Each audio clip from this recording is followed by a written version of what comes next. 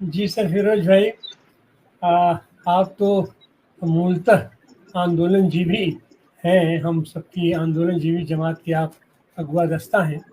और हमको आपसे जैसी बात हुई कि देश में कोई भी ऐसा डेमोक्रेटिक मूवमेंट नहीं है जहां आपकी उपस्थिति न रही हो और आपकी मजबूत उपस्थिति न रही हो। लेकिन एक चीज हम अक्सर देखते हैं कि देश में तो हम डेमोक्रेटिक मूवमेंट में और हर आंदोलन में लगे रहते हैं, लेकिन देश दुनिया से अलग कट के तो रहता नहीं है। अंतर्राष्ट्रीय मामलों में हम कहीं न कहीं से बहुत पिछड़ जाते हैं, या हम उसकी जानकारी नहीं रख पाते हैं, या जानकारी अगर हम रखना भी चाहें तो बहुत सारी दिक्कतें होती हैं कि हमको उसके बारे में जानकारी हो नहीं पाती है। हम उसमें जिक्र करना चाहेंगे कि एक ज़माना हुआ करता था कि दुनिया दो ध्रुवों में बट गया था, खास करके ये द्वितीय विश्व युद्ध के बाद दो ध्रुवों में दुनिया बट गई थी।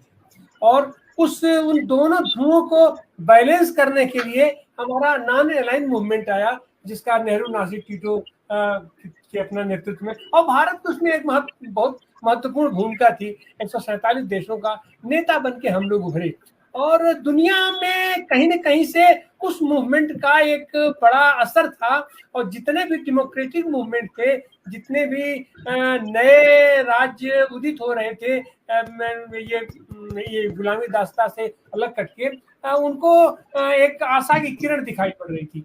लेकिन इस बीच फिर जब सोवियत यूनियन का विघटन हो गया और फिर एक तरीके से एक ध्रुवीय विश्व होने लगा, तो उसमें कहीं न कहीं से हमारा नॉन अलाइनमेंट मूवमेंट भी हमारा खो गया। हम जिक्र करना चाहेंगे उसमें खास करके ये जो फिलिस्तीन का मुद्दा था। फिलिस्तीन का मुद्दा शुरू से ही उभरा हुआ है, और ये सब लोग जानते हैं कि फिलिस्तीन के साथ नाइंसाफी हुई है। फिलिस्तीन के लिए आज कहा जाता है आनंद जी मुझे है ना, अगले 3 मिनट में निकलना होगा क्योंकि मेरा खुद का एक मैं रशियन सीख रहा हूँ अभी, क्योंकि मैं रशिया भी गया था, ईरान भी गया था यही काम से। और मैं आपको खाली संक्षेप में बता दूं उसका उत्तर कि जो ब्रिक्स बना है और जो ब्रिक्स का भी एक्सपेंशन हो रहा है वो नॉन अलाइंग मूवमेंट का नया स्वरूप है। शंघाई कोऑपरेशन ऑर्गेनाइजेशन और ब्रिक्स, ये दो बड़े मंच है जो जिसका एक का अध्यक्षता चाइना करता है और ब्रिक्स की अध्यक्षता रशिया कर रहा है। तो रशिया, चाइना और ईरान, ये 3 मुल्क है।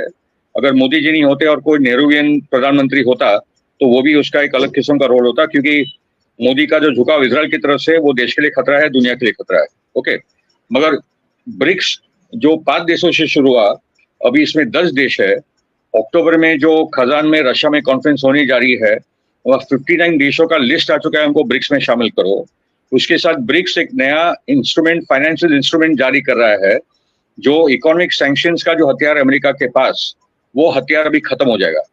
जो पुतिन अभी नॉर्थ कोरिया गए थे, वियतनाम गए थे, तो सबका उनको वही बोलना है। और सब लोग अभी पेट्रो डॉलर छोड़कर, सऊदी ने भी बोल दिया कि मैं अभी तेल खाली डॉलर में नहीं बेचूंगा, जो 4-5 बड़ी करेंसीज में बेचूंगा। अभी पेट्रोल का ट्रेड या ट्रेडिंग अपने अपने करेंसीज में इंटर ट्रेडिंग हो रहा है अपनी अपनी करेंसीज में। तो जो यूरो और डॉलर का जो वर्चस्व था वो होते होते अभी खत्म हो रहा है। ओके, दूसरा कि यूक्रेन में रशिया युद्ध जीत चुका है। पैलेस्टाइन में जो रेजिस्टेंस है, Iran, Iraq, Yemen, Syria, Lebanon की हिजबुल्लाह और पैलेस्टाइन, ये वेस्ट एशिया आखिरी अपनी लड़ाई लड़ रहा है अपनी आजादी की, और उसमें से वही जीतेंगे। इजराइल, अमेरिका, ब्रिटेन, फ्रांस खत्म हो रहे हैं, तो वो यहाँ भी खत्म हो रहे हैं। यूक्रेन में भी नेटो और यूरोप खत्म हो रहा है, अमेरिका खत्म हो रहा है। दुनिया तेजी से बदल रही है, मगर उसका कोई खास चर्चा हमारे देश में नहीं हो रही। जैसे बता रहे हम, जैसे कुछ लोग हैं जो बोलते रहते हैं, करते रहते हैं। रशिया को लेकर आज तक एक मीटिंग नहीं हुई है रशिया के पक्ष में यूक्रेन के सवाल को लेकर, कहीं भी देश में नहीं हुई। और आनंद जी, मैं तो आपको हैट्स ऑफ देता हूँ कि आपके कारण जो आप रोज आते हो, रोज स्पीकर्स को बुलाते हो, रोज नए टॉपिक ढूंढते हो, उस पे जो आप चर्चा करते हो वहीं यही कई कुछ है। अभी मैं रशियन भी सीख रहा हूँ और अभी रशिया को लेकर मैं कुछ स्टडी सर्कल भी ले रहा हूँ। ओके, ताकि रशिया ने क्यों किया जो उसको करना पड़ा। पुतिन को कोई वॉर में इंटरेस्ट नहीं थी। ओके, मगर वो एक अलग विषय है। मेरे 2 मिनट के बाद मेरी खुद रशियन क्लास शुरू हो रही है, अभी तो मुझे निकलना होगा। But thank you for inviting me, giving me this honour. और आपके साथ चर्चा करने में एक अलग मजा आती है, क्योंकि आप बहुत पढ़ते हो। आप है, सुलभ जी है, तो बहुत कुछ। जी धन्यवाद। फिरोज भाई, एक बात और, हम ये देख रहे हैं कि क्या ऐसा नहीं लग रहा है कि दुनिया के पैमाने पर डेमोक्रेटिक मूवमेंट को खत्म करने की साजिश चल रही है और उसमें हमारा ईवीएम भी इन्वॉल्व है। ईवीएम के माध्यम से हम कहीं न कहीं से तानाशाही लाना चाहते हैं और ऐसे लोगों को हम सत्ता में लाना चाहते हैं